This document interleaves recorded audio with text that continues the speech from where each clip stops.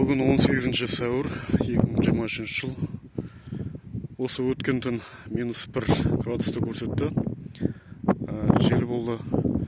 Қазір қатты жел. Салқын, өте салқын ауа райы. Енді қазір дуганымызды ашып көріп отырық. Қияр негізі тез сүгіш болады. Суыққа тез ұрынып. Денесі 80-90% судан құралғаннан кейін. Жалпы былай аман, бірақ мынау термосқа тіреп тұрған жері, дугаға тіреп тұрған жері үсіген, су құрған бастан. Енді жалпылама былай аман. Енді мұнаяқтан да шанақ шығарып өсе береді бәрібір, бірақ осындай дугаға тиіп тұрған жері үсіпті. Мынау да үсіген мысыға.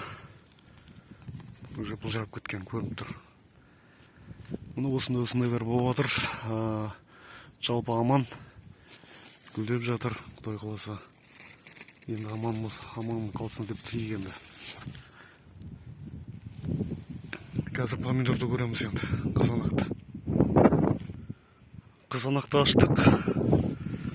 Бұл да жа солай болған.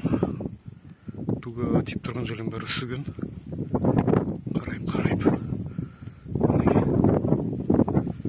Мына жақтарын бәрі үсіген. Яғни термосқа тиіп тұрған жерін бәрі үсіген. Абылай жалпы аман. Аллаға мыңда бір шүкір. Бұған да шүкір, толық ысып кетпей аман қалғанына.